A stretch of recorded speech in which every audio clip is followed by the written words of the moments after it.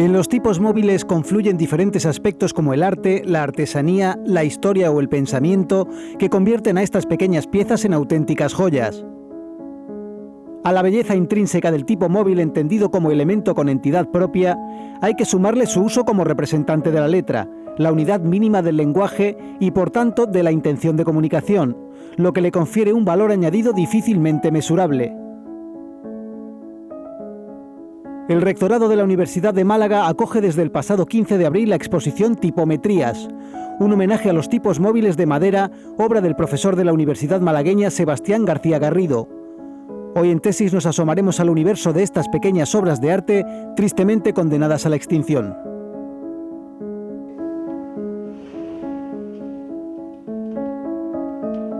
La colección fue casual. En un viaje a Viena, en un anticuario, encontré unas letras de madera, todo un alfabeto, y me gustó mucho que cada una de ellas pues tenía como un uso distinto. Unas se habían entintado, estaban limpias, otras no se habían entintado nunca. Eran de maderas diferentes, cosas que me llamó la atención porque digo, ¿quién se va a poner a hacer un alfabeto de madera con maderas distintas? Yo no sabía que los tipos móviles eran de madera también, hasta que ya no volví del viaje y me puse a investigar aquello que sería.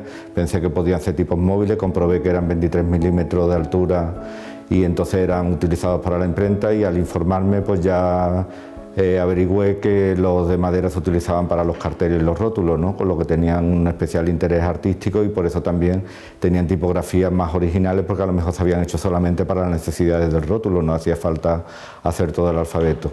Y lo de encontrarlas de maderas diferentes era porque se hacían con restos de ebanistería, que eran las mejores maderas para los muebles que se hacían entonces.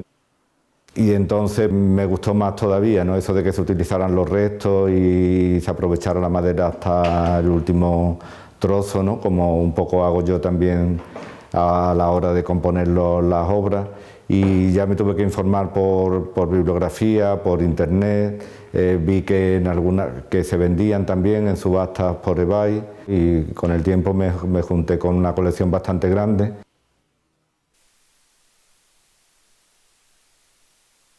Yo empecé con la imprenta principalmente por la poesía y también porque Málaga tiene una vieja tradición tipográfica con Alto Aguirre y Emilio Prado. Realmente fueron Alto Aguirre y Emilio Prado los que me influyeron para que yo me dedicara a la tipografía, porque yo vi libros de ellos en Madrid, en casa de un bibliófilo, que me encantaron, que me dejaron alucinado completamente de lo hermosos que eran, y comprendí la diferencia que hay entre publicar un libro bonito y un libro feo. Quería una máquina como esta porque era la máquina que utilizaba Alto Aguirre, y bueno, después de un año la encontré, y encontré sitios donde todavía fabricaban tipos, y poco a poco pues fui aprendiendo solo. Al principio me salió un espanto, me salían todas las letras estalladas y tal, hasta que fui aprendiendo, y bueno, hasta ahora. Y bueno, pues he seguido durante 30 años con ese trabajo. Habré hecho más de 1000 libros, yo creo que ya en estos 30 años, entre libros, plaqués, pliegos malagueños que se llaman, que son pliegos doblados donde se va un poema, bueno, yo qué sé, ya pierdo la cuenta de la cantidad de cosas y de poemas que he impreso y de poetas a los que he publicado.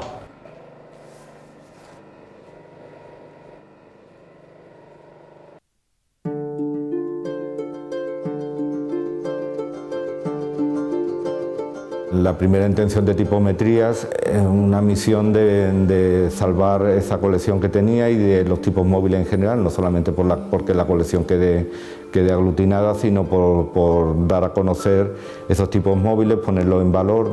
Pensé leyendo a Alberti, un tratado de la pintura del Renacimiento, que decía que gracias a que la pintura en aquella época estaba en los muros de las paredes, se habían salvado muchas construcciones, muchos edificios que no tenían un valor artístico en sí mismos, ¿no? Y entonces pues pensé yo, digo, si metiera estas letras en obra, pues las respetarían más que si luego, una vez que no haya nadie que las reúna, pues se las dan a los niños para que jueguen, las venden en los mercadillos de manera indiscriminada y terminan ya perdiéndose las pocas que quedan. Pensé que la tipografía no estuviera como si estuviera en una vitrina o en un museo de ciencias naturales, ¿no? Sino que estuviera como haciendo una función. Por eso en muchas obras la tipografía da lugar a un nombre o da lugar a un significado concreto o algo que no simplemente esté allí formando parte, sino que sea como una función que perdure en la historia. Como que cojan un significado, que cuenten algo, que representen a algo, porque los tipos móviles pues se estampaban y luego se guardaban y ya hasta que no tenían la función de formar parte de otra obra no salían.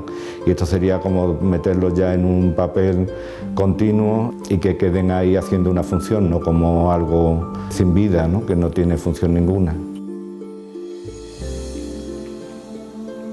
El libro impreso de esta manera da mucha mayor calidez, entonces el libro lo vuelve más bello y más cálido. En la calidez es la irregularidad, porque un libro en que yo hago, siempre cada página es diferente a la otra, porque quieras que no, pues una letra sale de una manera, otra sale más impresa, otra menos impresa, porque todo es absolutamente manual. Entonces, al ser manual, incluso las letras también van adquiriendo su propia forma porque se van gastando. Esa irregularidad que hace que precisamente el libro sea más cálido.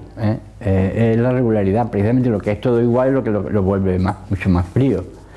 Aparte, la impresión tipográfica siempre tiene una entrada en el papel, no mucha, pero porque si no estaría mal, pero siempre se nota si trabajas con la mano que eso está impreso.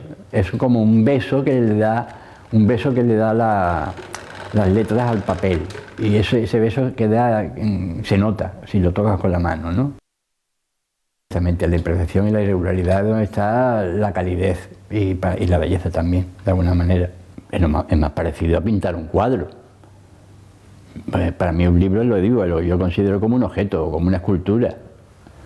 Cada libro tiene su propio encanto, cada libro sale a su manera. Es más bien como pintar un cuadro, como hacer una escultura, más que como una producción en masa.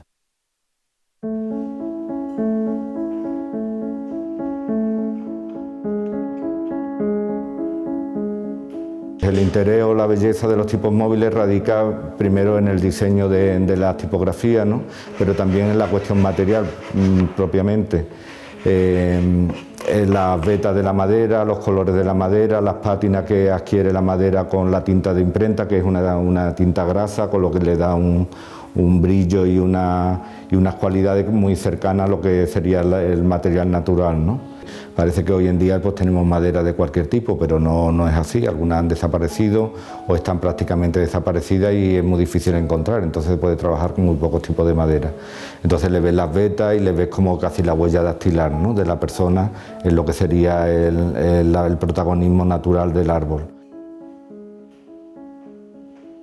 No solamente hay belleza en el tipo móvil en sí, sino también en lo que se construye con el tipo móvil, desde el cartel, lo que sería la palabra, lo que sería el rótulo completo, si se va a ir en dos líneas, si va a ir en una, si se va a desorganizar la composición, a lo mejor como en una composición constructivista, ¿no? O dadaísta, ¿no? Que se pone de manera aleatoria, y todo ese juego es muy interesante, ¿no? Que es de lo que disfruto yo más cuando voy componiendo. Y además pues también lo que te conmueve el uso que ha tenido, ¿no? El uso dedicado a la cultura, al arte, para imprimir carteles y el cuidado que hay que tener haciéndolo. Yo siempre he utilizado, también por influencia de Alto Aguirre o de Juan Ramón Jiménez, porque Alto Aguirre utilizaba la Bodoni y Juan Ramón Jiménez utilizaba el Severiano.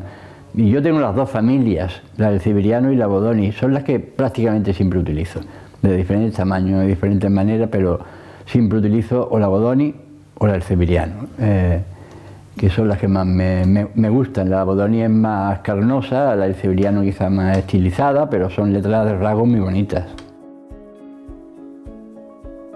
Los tipos móviles se van gastando con el tiempo y bueno, yo para lo que me queda de vida tengo suficiente. Quiero decir que si trabajara muchísimo, pero al ritmo que yo trabajo, pues se van gastando, pero no tanto como a mayor velocidad. O sea que yo no tengo problema con ello para lo que me queda de vida, pero evidentemente gente que quiera aprender, o como mi hija, por ejemplo, que quiere aprender, o como algunos amigos que han venido que le dé clases para, pues digo, vale, te doy clases para que sepas cómo se hacía la imprenta, pero no en ningún futuro, esto no tiene ningún futuro, porque es que te vas a encontrar que no va a haber más tipos, y como no hay más tipos, pues acabó la imprenta tipográfica.